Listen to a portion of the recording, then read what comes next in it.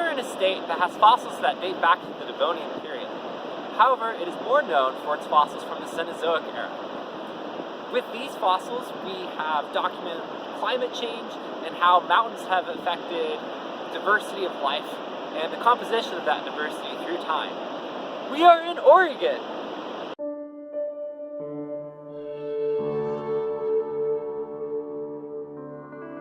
In today's episode, we'll be given a brief overview on what to expect to find. We will be teaming up with NARG, the North America Research Group, on today's expedition. Then we'll go over the rules and how to find the fossils along the Oregon coast. So right now we are at Beverly Beach State Park in Oregon, which is a little bit north of Newport, Oregon. So right here we are primarily looking at rocks from the Astoria Formation, which is a marine formation that formed about 15 million years ago. Now, because it's marine, we're probably going to find a lot of marine fossils. So down here we have some ribbing of a clam, and its common name is an arc shell, but the genus that this clam is given is Anadera, and that is one, because of this particular species, Anadera divincta, that's one way that we know it's roughly 15 million years old. There's also basalts that cap this formation that allow us to date the age of this formation as well. And so while we're going around looking for fossils, we're primarily going to find shell fossils because this was a marine environment, but also maybe think of why we're not finding a ton of plant fossils. We might see some wood here and there, but think maybe the processes that why we're not finding those, and also why things like mammals might not be so common as well. We don't have a lot of rules on Oregon's beaches. Most of our beaches are open. Those that aren't are protected because of habitat, birds, or special geologic features. So the state asks us to limit our collecting to 1 gallon a day, 3 gallons a year, and that's a pretty hefty sum for anyone that's carrying them on the beach. No digging in the walls, no selling this stuff on eBay. And also no digging from the substrate or the flat part of the beach. Right. So another thing to keep aware of when you're using a hammer, try to wear protective eyewear in case there's any rock shards that bounce back into your face. Another thing to keep in mind at the beach are the tides. So where we are at Beverly Beach, we don't have to worry about the tides so much. However, when it is low tide, you potentially can find more fossils because there's more beach exposed, and also it is a safety concern. So there are some beaches where if the tide comes in, you can be trapped between a rock and a hard place, essentially.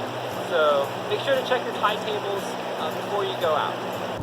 So when we're looking for fossils on the Oregon coast, what we're going to be doing is we're primarily going to be looking for white streaks within the rock. So you can see there's this rock right here that has all these white marks on it. And we can zoom in, or we can walk in a little bit more.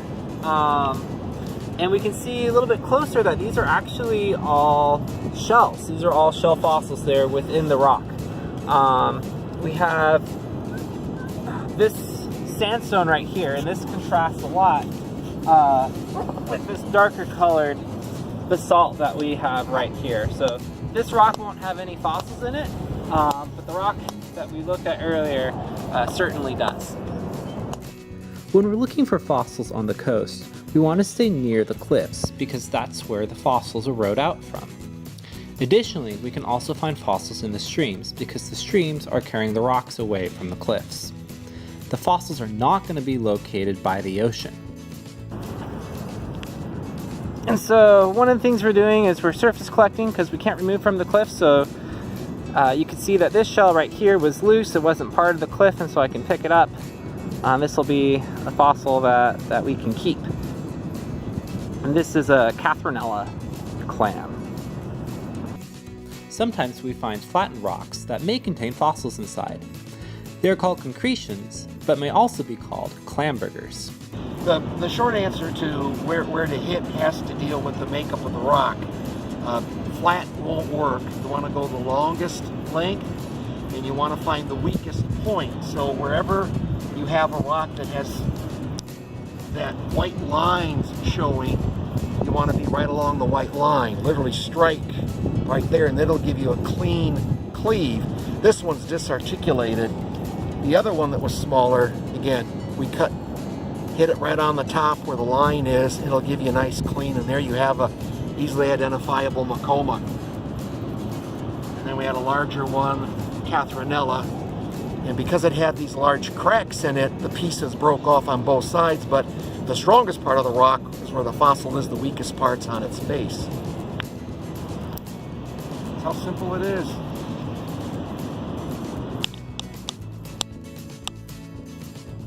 Lighter taps are better than harder taps.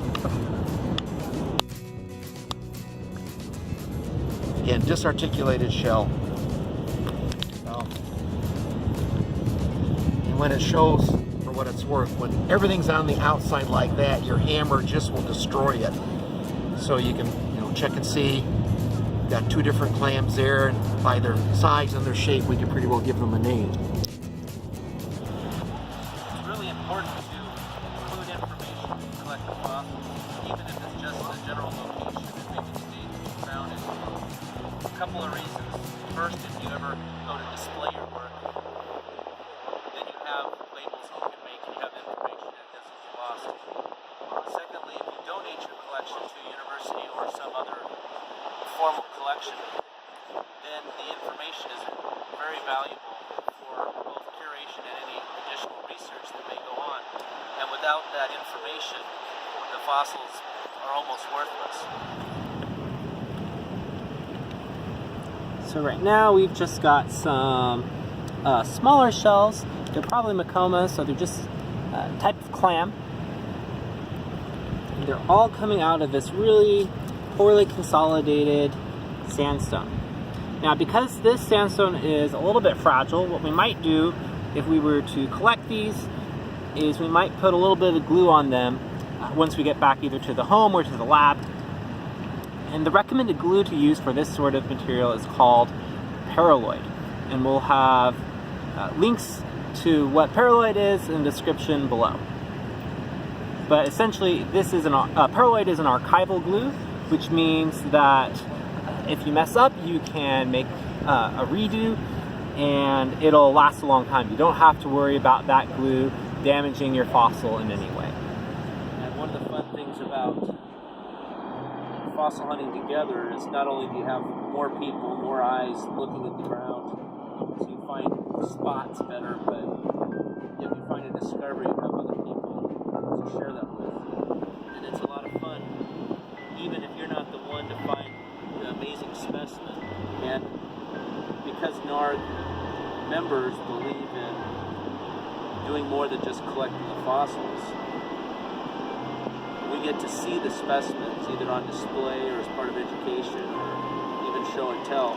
We get to see them over time and remember that time when you actually found the fossils, that emotion, that fun experience. Another great thing about being in a fossil group is sharing in the education. Everyone has different knowledge, whether it's in collecting or preserving or identifying or even just having a place to go. You can share that information that adds to the whole experience. One person may be able to direct people to a place. A person may recognize the strata in which layers are more likely to have the fossils in them. And then somebody else would recognize what the fossils look like and be able to identify them. And then yet another person may be more skilled in the preservation techniques needed to be able to extract it and get it home so that it's not just ruined to nature. A good book of reference for Oregon coastal fossils is Fossil Shells from Western Oregon, A Guide to Identification by Ellen J. Moore. This book covers all the common Oregon coast fossils, in addition to other fossils that you can find not only up and down the coast, but within the Willamette Valley. Alright guys, thank you for watching. That is our show for today. Please remember to like, comment, and subscribe. If you have any suggestions for future episodes or have some fossils that you want to share that come from Oregon, leave those in the comment section below. Remember to stay safe, have fun collecting, and be a paleontologist. We'll see you out in the field. Bye!